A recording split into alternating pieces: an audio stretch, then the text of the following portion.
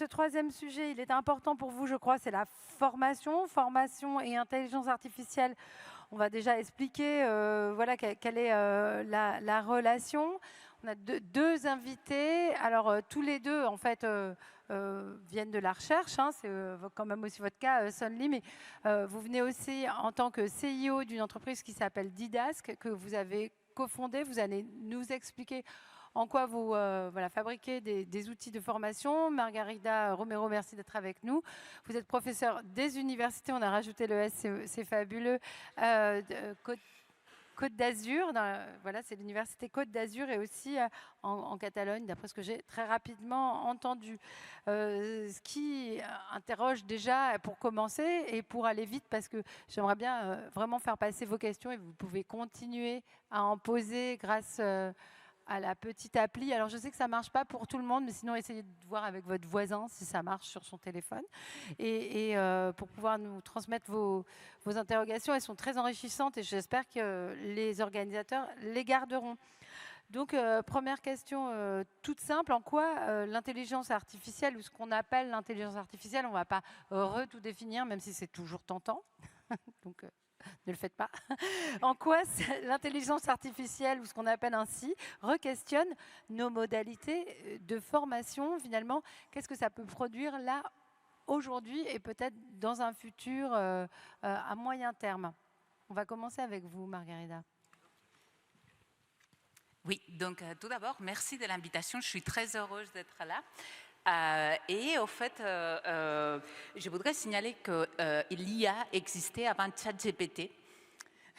Mais avant ChatGPT, dans les INSPE et dans les lieux d'éducation, l'IA était peut-être un peu étrangère. Et nous, quand on offrait ce type de sujet aux étudiants, il y avait zéro futurs enseignants qui étaient intéressés par l'IA en éducation, car effectivement, ce n'était pas un sujet qui avait pénétré encore les pratiques étudiantes, ni non plus les murs de l'école, ni la recherche qui arrive à se faire également dans l'éducation. Donc on a vécu un peu de solitude. Non, on n'a pas vécu de la solitude. On a été accompagnés dans beaucoup de travaux d'IA et éducation qui avaient la volonté justement de modéliser, dans ce but de modéliser des apprentissages avec des tâches très spécifiques. Et on a travaillé avec la DNE, la Direction du numérique éducatif, dans le cadre d'un groupe de travail numérique IA éducation, avant ChatGPT. Sauf qu'avant ChatGPT, on était les bizarres qui travaillaient sur un sujet qui n'intéresse pas l'éducation. Et puis, novembre 2022 est passé et ça a été d'un coup, on avait toutes les questions, sans avoir les réponses, bien entendu, parce qu'on était en train de découvrir en même temps que la plupart des collègues ces autres technologies d'IA générative qui ont venu bouleverser également la manière dont beaucoup de collègues, donc aussi bien enseignants qu'élèves, ont commencé à se l'approprier. Il y a autant de manières de faire de l'IA que d'humains il y a.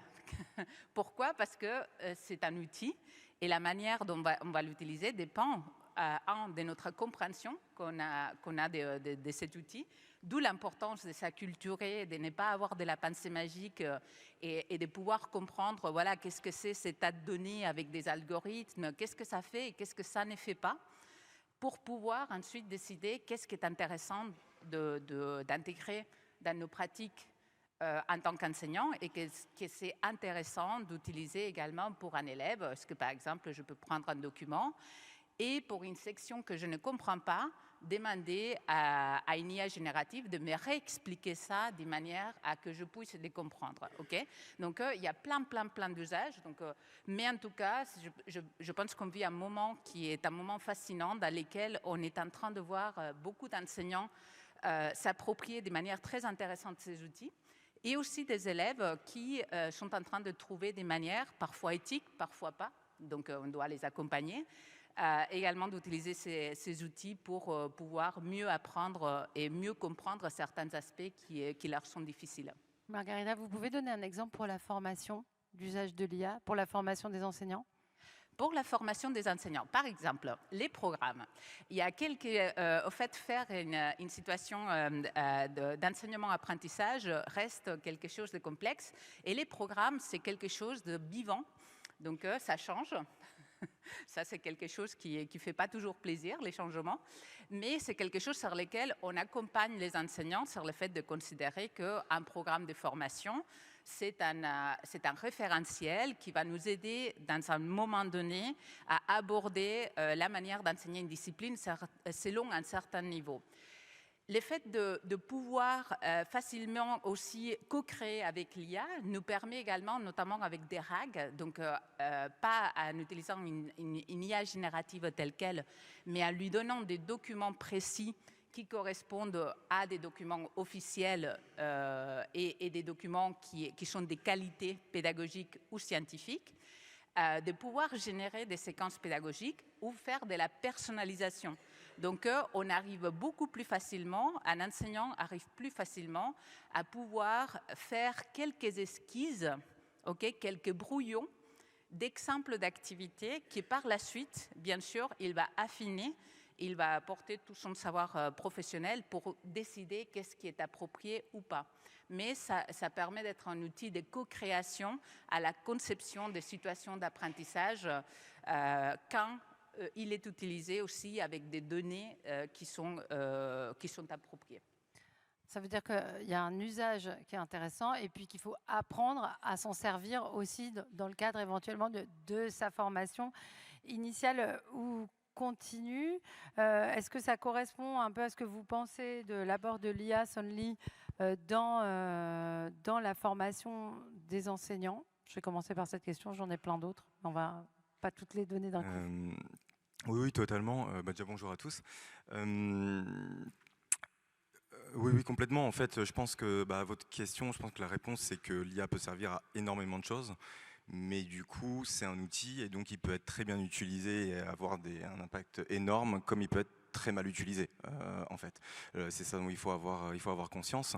Ce qui est important avec tous ces outils, et c'était vraiment avant l'IA, avec le numérique de manière générale, il y a des bons, il y a des mauvais usages. En fait, toute la question, c'est l'usage pédagogique qu'on en fait et à quel point est-ce que ça aide vraiment à faire progresser les élèves ou pas.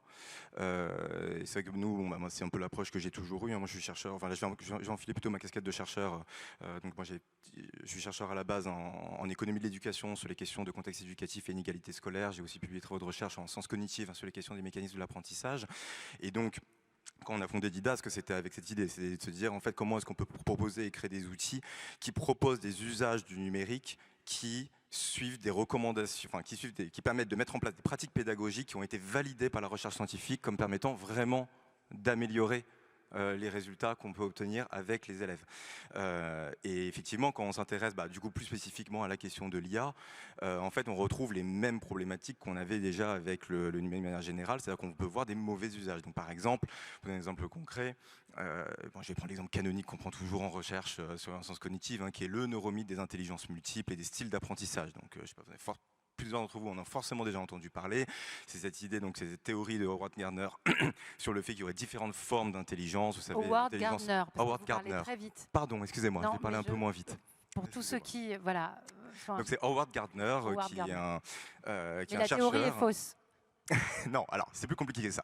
Donc c'est la théorie des intelligences multiples avec l'idée qu'il y aurait des gens qui auraient des intelligences donc plus visuelles, des intelligences plus auditives, plus kinesthésiques, etc.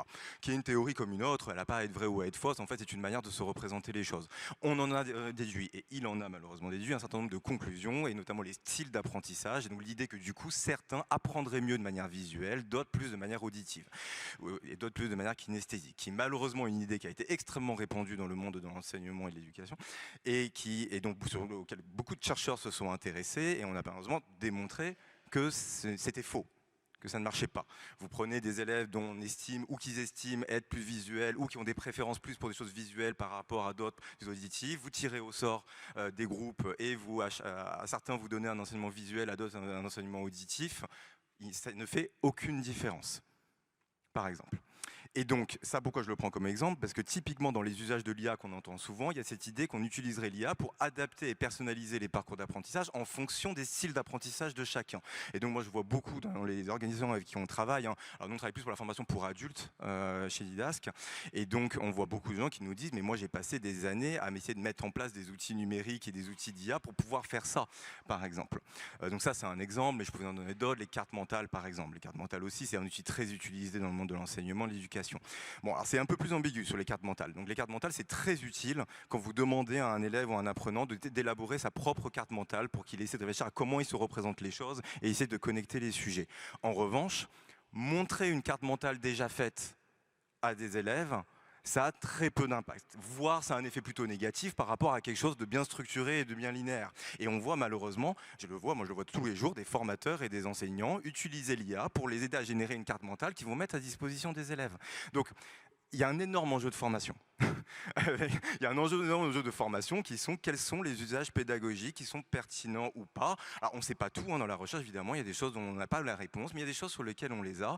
Et donc il vaut mieux les utiliser effectivement pour favoriser des usages positif et qui vraiment améliore les apprentissages. J'ai une question à double tiroir. En fait, elle est intéressante, cette question du feedback, parce que il faut savoir manier ce que c'est qu'un feedback, c'est-à-dire pas s'enfermer dans une manière de faire et dire ça marche ou ça marche pas, mais plutôt essayer d'analyser les réponses, par exemple, à un questionnaire, à un quiz, et voir ce qui fonctionne ou ce qui fonctionne pas, comment on peut changer, en fait, ce questionnaire ou ce quiz, et apprendre aussi aux formateurs à utiliser ça, à comprendre, à s'inspirer. Enfin, j'aime pas du tout le mot s'inspirer, j'essaye de plus jamais l'utiliser parce qu'il a été galvaudé. Donc, à comprendre en fait ce que font les élèves, ou pour les formateurs, à ce que font les enseignants formés. La question du feedback, elle est hyper importante quand on parle d'intelligence artificielle et de formation.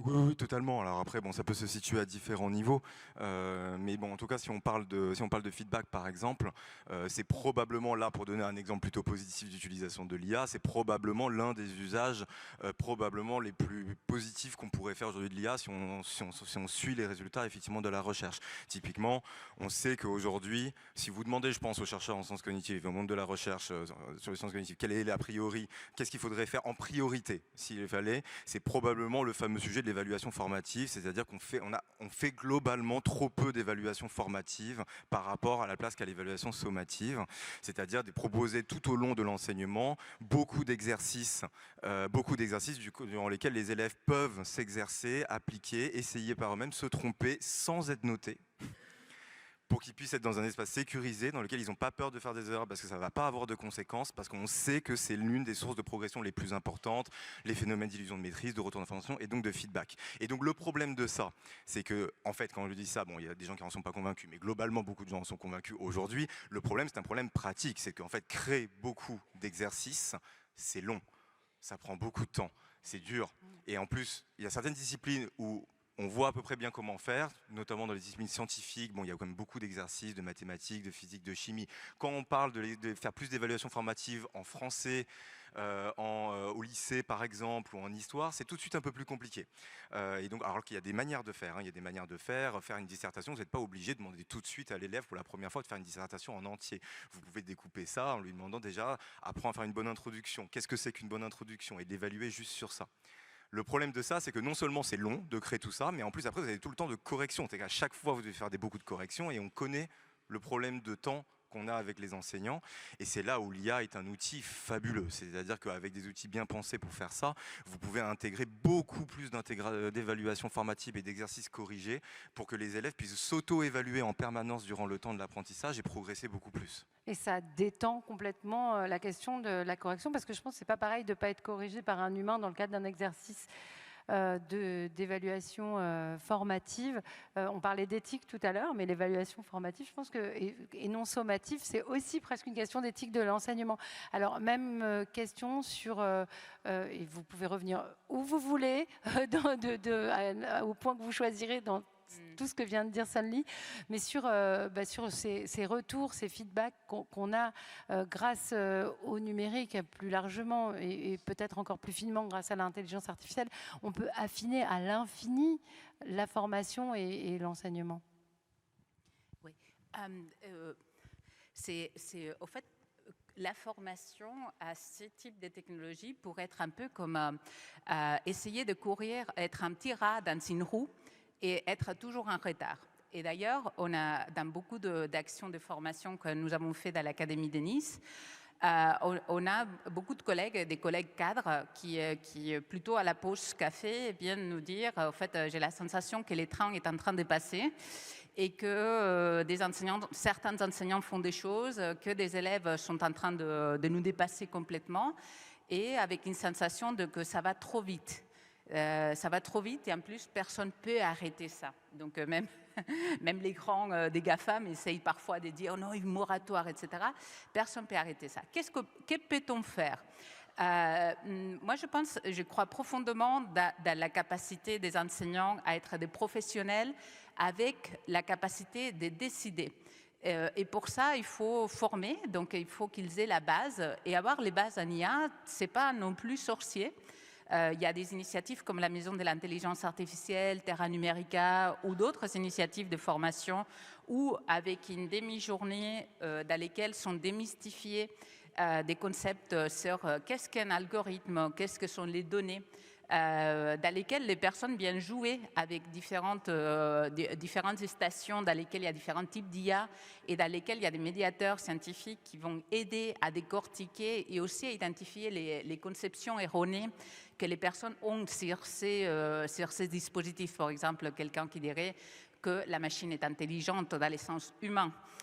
Donc la personne va pouvoir dire non, c'est juste un tas de ferraille avec des données, un câble connecté à un serveur. Donc ça va aider à décortiquer et à mieux comprendre. Et quand les enseignants ont ces éléments-là, ils ont les pré-tests, post-tests qu'on a fait sur ce type d'intervention, c'est que déjà, quelqu'un qui connaît un peu plus l'IA s'attend beaucoup moins de l'IA. Moins on en sait, moins on peut la craindre et plus on peut espérer des choses positives ou négatives. Plus les personnes savent dans les domaines, moins ils s'attendaient. Ça a été la thèse d'Alexandre Lepage au Québec. Lui, au cours de sa thèse, avec les tsunamis de ChatGPT au milieu de sa thèse, ce qu'il en ressort, c'est quoi? C'est plus les enseignants comprennent qu'est-ce qu'il y a, moins ils en attendent. Et après, il faut faire la distinction très forte entre qu'est-ce qui se passe dans les temps scolaires, et là, on n'a peut-être même pas besoin d'outils numériques. Donc, il est peut-être, un enseignant peut être un excellent enseignant sans être à la pointe des technologies. Et il y a ce qui se fait à l'extérieur de l'école. Donc, il faut également distinguer entre ce qui est un besoin. Actuellement, il y a des besoins éducatifs, mais il n'y a pas besoin d'IA. Donc, il faut quand même poser... non, mais c'est bien de le rappeler, oui. Pour le moment, il n'y a pas un besoin. Il n'y a pas un besoin par rapport au programme et par rapport à ces éléments. Il y a un besoin d'acculturation à NNSI, etc. Mais ce n'est pas un besoin ni à l'école primaire, ni dans les fondamentaux. Donc, en fait, oui, il y a un besoin de formation des enseignants pour que les enseignants puissent dire oui, ça m'intéresse, ce type d'usage. Non, ce type d'usage, ça ne m'intéresse pas, même si c'est à la mode, même si tout le monde me demande de le faire, etc. Donc, on a besoin des enseignants qui soient assez formés pour avoir la capacité de décision au kilomètre zéro. Et je pense que ça, c'est la tâche centrale pour pouvoir que ces enseignants décident ensuite qu'est-ce qui est le mieux pour leurs élèves. Sunny, sur cette question du besoin, à la fois, on peut tout à fait transmettre les connaissances qu'on veut transmettre, par exemple, des élèves, je sais pas, primaire, collège, sans IA, et en même temps, cette réserve d'exercices qu'on peut créer pour faire progresser chacun à son rythme, ça, c'est quand même une nouveauté que permet l'IA, le fait de pouvoir générer comme ça des exercices adaptés de manière hyper rapide et même de pouvoir les faire corriger. Est-ce que, enfin, pour préciser ma question, est-ce que ça vous paraît être une piste pour faire progresser davantage des élèves français, puisque c'est un peu aussi un sujet toujours très important et très central pour l'éducation? Oui, totalement, parce que ce que je disais tout à l'heure, effectivement, je pense qu'on n'a pas, quand on pense à l'IA, c'est vrai que tout de suite, pas mal de craintes, et notamment, mais en fait, est-ce qu'on a besoin de numérique partout à l'école? Enfin bref, toutes ces représentations se mélangent, et effectivement, c'est des vraies questions et des vrais sujets, mais en fait, l'enseignant peut très bien utiliser l'IA sans que l'élève n'ait jamais à être en face de l'IA du numérique. Bon, après, on sait très bien qu'à la maison, il peut très bien l'utiliser, mais et donc il y a peut-être quand même un sujet dans la manière dont on l'accompagne ou on le forme dessus, mais déjà juste dans le travail de l'enseignant, il faut bien se rendre compte qu'en fait, l'IA vous permet deux choses. Elle peut permettre, bien utilisée encore une fois, mais ça, j'y reviendrai pas, elle peut non seulement permettre aux enseignants d'aller beaucoup plus vite sur des choses qu'il fait aujourd'hui, de lui faire gagner énormément de temps. Et encore une fois, on souffre tous du temps disponible des enseignants quand on essaie de mettre en place des initiatives et des choses. Donc moi je vois aujourd'hui avec des enseignants avec qui on discute régulièrement et tous les jours, qui me disent mais avant, parce que là on parlait de la génération d'exercices, mais même avant ça, quand ils construisent simplement une séquence de cours aujourd'hui, moi j'ai un enseignant qui me racontait là que avant son chef d'établissement vient lui demander est-ce qu'il peut intervenir et remplacer un autre enseignant un peu à la volée qui est absent, et donc il doit y penser une séquence de cours, et donc il dit avant je pouvais pas le faire parce qu'en fait il fallait penser une séquence de cours, j'avais pas le temps, je peux pas faire ça tout le temps.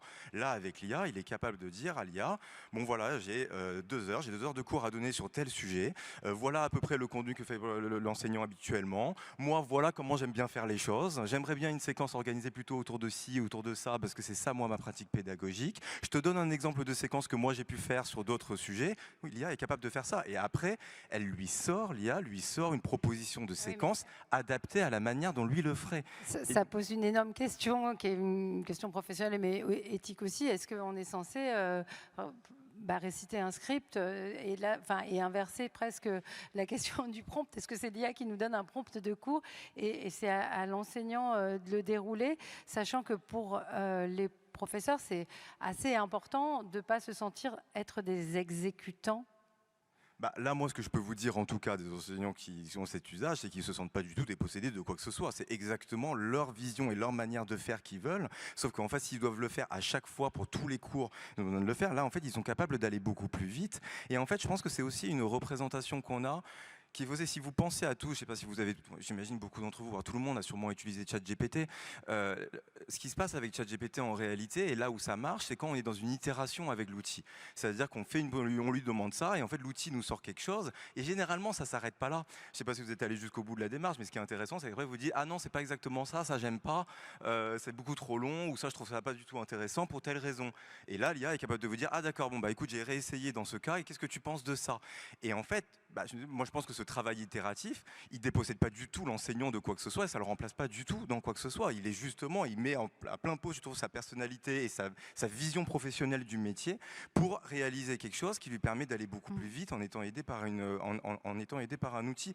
Donc je pense qu'il faut faire attention à ne pas céder en tout cas à ces représentations, à ces réflexes qu'on peut avoir. C'est normal, il y a des craintes et il y a des peurs qui sont en partie fondées, mais je ne pense pas que l'IA dépossède les enseignants de choses qu'ils aiment faire, sur lesquelles ils sont très compétents à faire. Ils se font vraiment aider pour aller plus vite dessus, et ça leur permet du coup après de pouvoir aussi passer plus de temps à faire d'autres choses. Moi je sais que ces enseignants me disent du coup je peux passer beaucoup plus de temps dans la relation individuelle avec l'élève, et faire plein d'autres choses que je ne pouvais pas faire avant.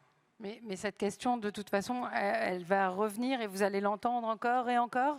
Et je la reposerai au besoin. Je laisse de côté la question du remplacement au pied levé d'autres enseignants. Je sais bien, pour bien connaître l'éducation nationale, toutes les difficultés que ça pose et tous les désaccords que ça peut évidemment engendrer. Donc voilà, je la laisse de côté. Ça ne veut pas dire que je n'ai pas compris que ça pouvait être très, très, très problématique.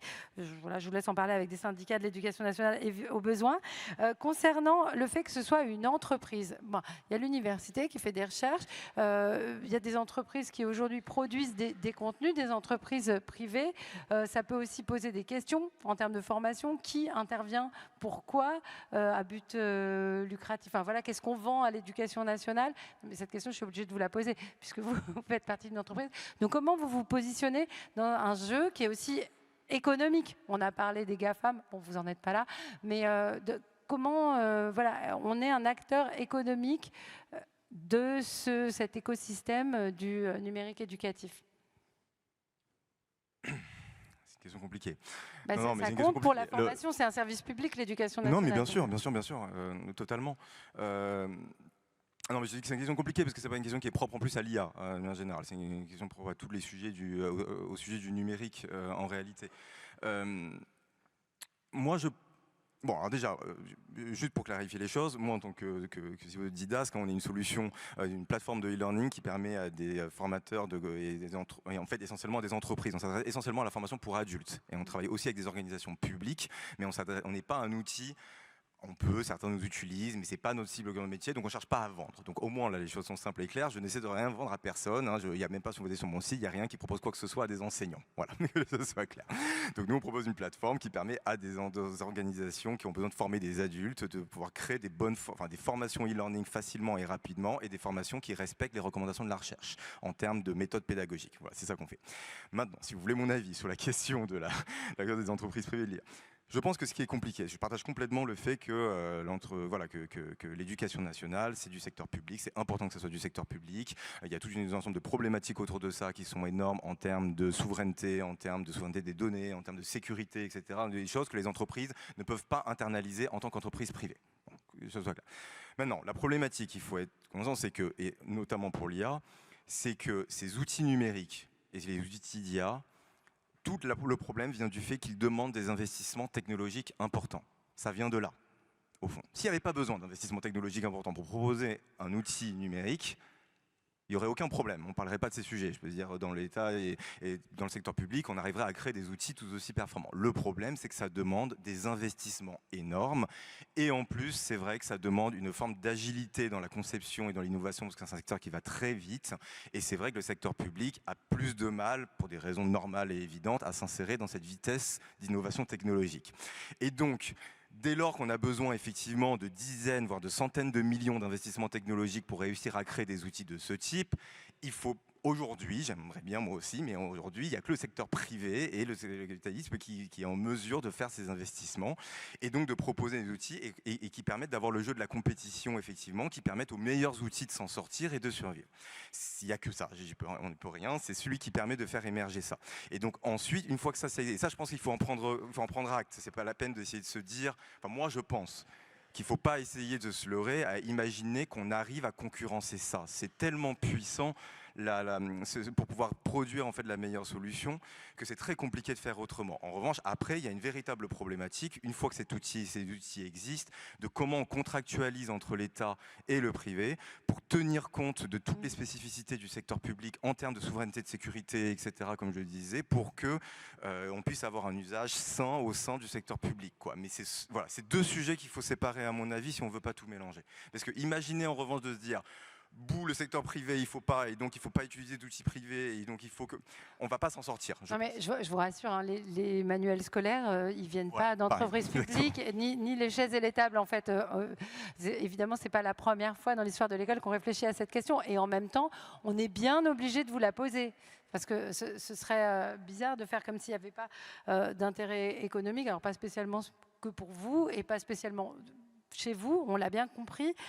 Concernant justement le retour de la recherche, comment aujourd'hui on arrive à investiguer ces questions et à interroger les acteurs, parce que c'est en train de se faire, la formation progresse. Comment on parlait de feedback tout à l'heure, comment on fait pour garantir que tout ça soit suffisamment étudié pour qu'on ne s'embarque pas dans des mauvaises et fausses solutions. On a toute une histoire avec le numérique aussi en France. Je ne sais pas si vous êtes familière de cette histoire-là, d'achat de matériel un peu inconséquent, etc.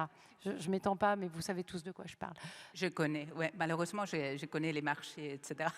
Non, mais je vais faire d'abord l'éloge du mammouth. Donc, on a deux mammouths qui sont merveilleux. Donc, celui de la recherche. Donc, les temps sont longs en recherche, mais c'est très bien, parce que ça permet justement Et en plus, je pense qu'il faut aussi reconnaître la diversité de la recherche en sciences de l'éducation, donc, et faire très attention il peut y avoir certaines approches en recherche qui nous disent, nous, on a quelques solutions, et si vous appliquez ces quelques principes, tout est basé sur la recherche. C'est bien plus complexe, malheureusement. Et je pense qu'il faut considérer, donc accepter que comprendre les phénomènes d'enseignement-apprentissage, c'est très long et qu'il faut y aller tâche par tâche, domaine par domaine. C'est-à-dire que, comme les collègues Ganassia il rappelait, il n'y a pas d'intelligence générale, il y a des processus spécifiques à des tâches, il y a des domaines, et ça veut dire que chaque type de tâches dans chacune des disciplines demande des études particulières. Je voudrais sur cela faire un exemple. Par exemple, les travaux de l'équipe Flowers, l'INRIA Flowers, donc, qui sont un bon exemple aussi de la collaboration publique-privée. Recherche, éducation également. Donc cela est possible dans un écosystème français également. Donc il ne faut pas opposer public-privé ou recherche-éducation, dans lesquels, en fait, pour des tâches très spécifiques, donc qui sont bien modélisées. Donc c'est une approche GoFi de l'intelligence artificielle modélisante qui vise comprendre avec les enseignants et avec les différents acteurs impliqués dans la tâche, donc comment l'élève va apprendre une certaine opération mathématique pour ensuite développer un système qui va être utile pour l'élève, qui va être utile pour l'enseignant, mais qui effectivement demande des ressources très importantes et pour lesquelles il faut un soutien financier. Parfois c'est la DNE, parfois c'est des fonds privés ou d'autres qui vont venir soutenir cet écosystème du numérique éducatif qui a besoin d'être soutenu pour pouvoir développer des solutions qui répondent à cet ensemble d'exigences de données, des protections des données, de souveraineté, d'énormément d'éléments, même des préservations culturelles, des éléments qui sont enseignés et des matériels pédagogiques. Donc je pense qu'il y a quand même beaucoup de leviers qui existent et qui sont déjà actuellement sur place, mais que les travail, la tâche est immense parce que faire de l'IA qui peut être utile à l'école, ça demande de s'attaquer à chacune des tâches de chacune des disciplines quand cela apporte de la valeur. Et pour arriver à faire une toute petite partie du programme en mathématiques ou une toute petite partie du programme en français, ça demande un effort de recherche participative énorme. Donc, je pense que les meilleurs est à venir dans les années qui viennent, mais qu'on est quand même dans un stade très initial des types d'outils qui peuvent être développés. Mais en tout cas, je suis optimiste et je pense qu'il y a des initiatives qui permettent justement de former des personnes avec cette double compétence numérique et éducation, comme le Smart Tech. Donc, on a Erwan Petel était l'un des artifices également de ce type de formation, dans lesquels on a un master, dans lesquels on arrive à former également des professionnels du numérique éducatif qui ont à la fois une sensibilité recherche, une sensibilité éducation avec la diversité épistémologique pour considérer les différents types de recherche en éducation et pas uniquement centré sur un type de recherche, et également des compétences informatiques de base pour pouvoir dialoguer correctement avec les équipes informatiques et avec les entreprises.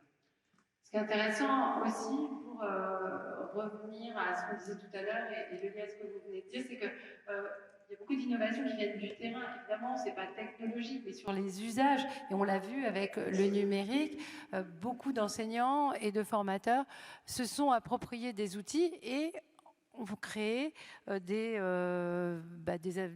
manières de faire totalement inédites qui leur correspondaient et qui ont pu mieux fonctionner avec leurs élèves. On le voit tous les jours en traînant un peu sur les divers réseaux, espaces sociaux. On a ces professeurs incroyables qui sont sur TikTok. Je suis désolée, mais voilà, ça fait partie d'une autre manière d'enseigner. Ça complète. En tout cas, on voit aussi ces AMAT. Enfin, j'aime beaucoup les maths, donc voilà. Mais il y a effectivement de la part du terrain aussi une créativité. C'est pas industriel, c'est d'autres choses. Je vais m'emparer des questions qui sont posées, parce que c'est important aussi de vous les faire entendre, mais vous revenez pareil, où vous voulez, Sonny, dans la conversation. Alors d'abord, sur les intelligences artificielles, oui, on a dit que c'était faux comme théorie, donc c'est démontré, on est d'accord, les intelligences artificielles, les intelligences multiples, si je commence à me tromper de mots, on ne va plus rien comprendre, donc multiples, merci. L'intelligence collective aussi, c'est hyper important en fait. Moi, c'est mon credo. Une question un peu plus sérieuse de Kader Mimoun. Il souhaiterait avoir des avis éclairés sur la question de l'inclusion scolaire et de la différenciation pédagogique. On a parlé du handicap tout à l'heure avec des systèmes adaptés à la surdité. Quelles seraient les pratiques les plus pertinentes de l'usage de l'IA pour accompagner et aider les enseignants et les élèves en situation de handicap? Est-ce que vous avez un peu investigué le sujet, Sonli? Alors je ne suis pas un spécialiste de ces sujets, mais on les a quand même investigués parce qu'effectivement, on a toujours cet enjeu, dès lors que nos utilisateurs sur la plateforme créent des formations pour n'importe quel public, de gérer la question de l'inclusivité et de le handicap et donc de savoir comment est-ce qu'on peut déjà être bien conforme à toute la nouvelle réglementation RGA sur le handicap et s'assurer que on permet à n'importe quel apprenant au sens large, quels que soient les handicaps qu'il peut avoir, de réussir à la suivre. Et donc là, effectivement, on sait que l'IA est d'une utilité énorme pour ça, notamment parce que, pour des choses assez bêtes, mais par exemple, quand vous avez quelqu'un qui conçoit un cours et qui conçoit une formation sur la plateforme, si vous voulez à un moment, par exemple, que les lecteurs d'écran fonctionnent bien, il faut que toutes les images soient décrites. Par exemple, dès qu'il y a un schéma, il faut que ça soit décrit. Donc ça, je peux vous dire que quand on laisse les utilisateurs et que vous pouvez mettre toutes les recommandations partout et que vous dites aux gens, mettez des descriptions s'il vous plaît, vous en avez en fait 80% du temps, vous n'en avez pas, malheureusement. Aujourd'hui, avec l'IA, par exemple, c'est très puissant, c'est-à-dire que là, récemment, en plus, on a pu se connecter avec les dernières versions d'OpenAI qui sont capables d'analyser les images et de comprendre ce qu'il y a dedans. Et on est capable, en un clic, de faire des propositions, en fait, de description de toutes les images, de tous les schémas qu'il y a à l'intérieur d'une cour ou d'une formation pour pouvoir automatiser ça. L'audio, c'est pareil, on a des générateurs aujourd'hui, maintenant, grâce à l'IA, des lecteurs, en fait, du texte qui lisent, mais avec maintenant vraiment des voix, vous avez vraiment l'impression que c'est un être humain qui vous parle, quoi. C'est plus ce qu'on avait il y a 1 ou 2 ans, ça progresse à une vitesse folle et qui permettent vraiment de mettre à disposition pour des gens qui sont malvoyants la même chose en lecture. Enfin, pour le coup, ça ouvre vraiment des possibilités qui sont dingues. C'est important d'en parler. Vous voulez rajouter quelque chose? Alors, j'ai une question sur le lien. Enfin, je vais la résumer. Après tout, on nous a réunis dans cette salle, on est ensemble. Et je pense que ce que vous vous êtes raconté pendant la pause ou ce qu'on va se dire après est peut-être aussi important, voire plus, que ce qui aura été dit, non, peut-être pas, enfin, je ne sais pas, par les éminents spécialistes qui sont à mes côtés et qui ont été à mes côtés cet après-midi. On me reparle donc, dans les questions de l'épisode Covid qui nous a montré à quel point on avait sous-estimé le lien physique qui est très important à l'école, dans la classe, mais aussi dans la formation, en fait, de se déplacer, d'être ensemble, de tout ce qui est peut-être pas seulement de l'intelligence collective, mais juste du lien. Alors, comment est-ce que l'IA, ça vient contredire ça? Est-ce que ça risquerait de nous couper les uns des autres? Ou comment, est-ce qu'on réfléchit à ces questions? Est-ce qu'elles peuvent être reliées à le lien humain qu'on a besoin d'avoir et ces nouvelles possibilités décuplées d'année en année grâce aux outils numériques? Quand les enseignants savent et sentent qu'ils sont en contrôle de leur métier, de leur classe, il y a zéro problème parce qu'en fait, oui, ils voient passer des outils, des nouveautés, des changements de programme. Et puis, quelqu'un qui est bien ancré dans son métier, il se stresse beaucoup moins face à tout ça et il sent qu'il n'a pas besoin de courir. Donc, pour illustrer ça, quand on forme les futurs enseignants, on prend, moi j'aime beaucoup un exemple du Petit Prince, dans lequel le Petit Prince va dans la planète d'un marchand qui lui essaye de vendre une pilule pour ne plus boire de l'eau. Donc, avec cette pilule, en fait, tu vas la prendre et tu n'auras plus besoin de boire de l'eau. Et la réponse du Petit Prince, c'est « non merci ». Donc, en fait, je préfère aller à la fontaine. C'est un peu ça. En fait, j'imagine les enseignants en tant que Petit Prince en train de dire parfois « non merci ». En fait, ça, je sais qu'on pourrait le faire, l'optimiser de telle manière, on pourrait aller à la course du temps, etc. Mais non, on est un mammouth, on préfère être lent, on préfère prendre notre temps, on préfère réfléchir si c'est intéressant ou pas.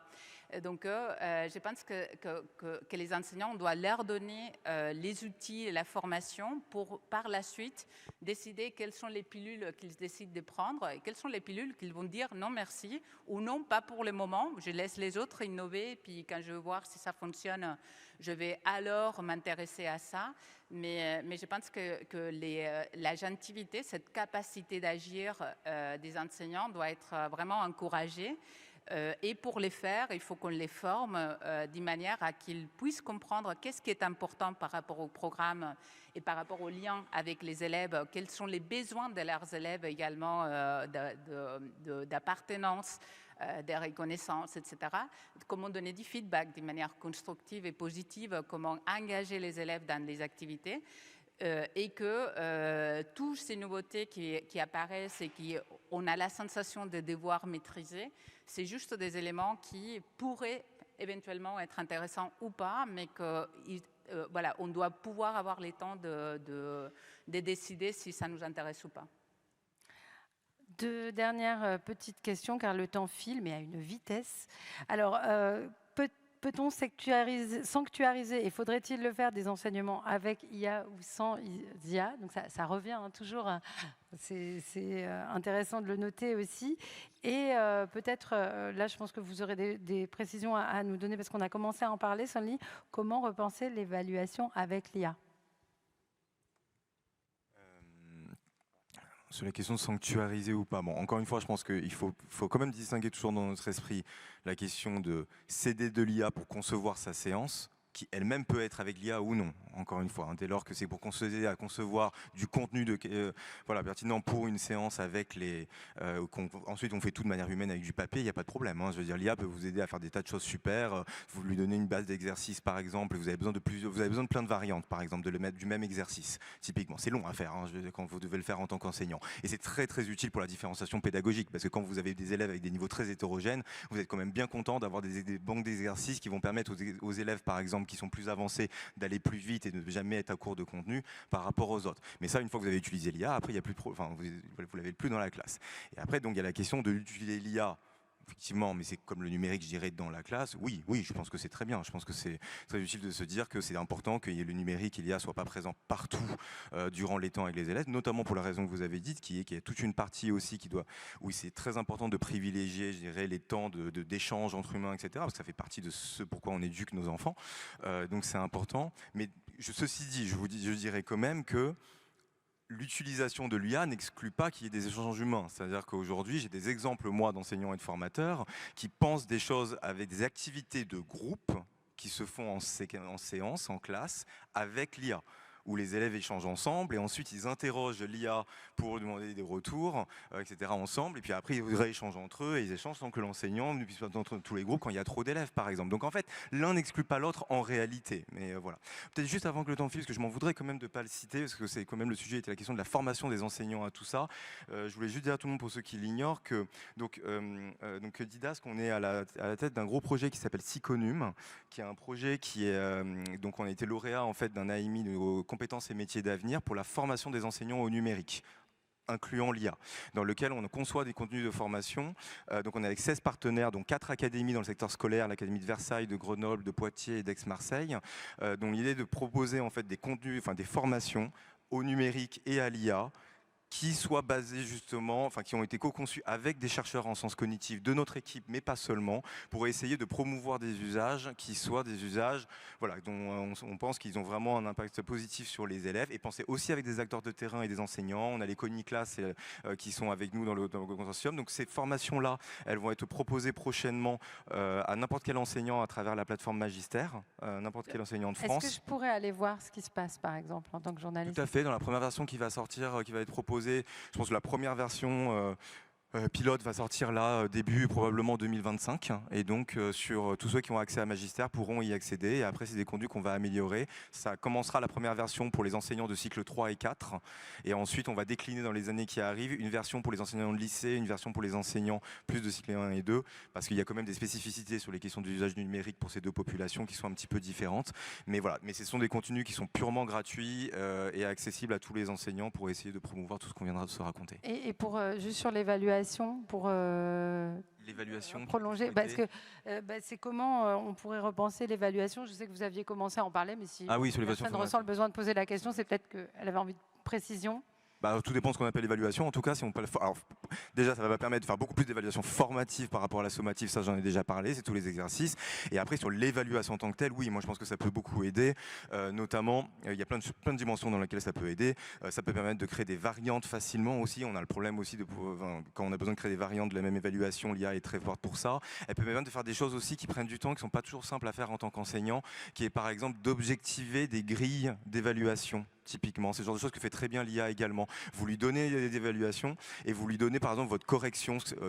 Qu'est-ce que serait une bonne copie pour vous? Et vous lui demandez en fait de vous aider à inférer en fait une grille. Et en fait, il est très fort pour essayer de vous analyser, enfin, de vous interpréter ça avec une grille d'évaluation. Et après, une fois que vous avez fait ça, il est très fort quand vous mettez effectivement des copies d'élèves pour vous proposer une première correction. Alors c'est une première correction. Après, c'est à vous de reprendre par derrière, mais c'est très puissant quand même pour faire mieux son travail de ce point de vue. Et ça attise ma curiosité. Merci beaucoup. Le temps s'est écoulé. Alors, vous avez parlé drôlement vite. Merci beaucoup. Merci. Merci beaucoup.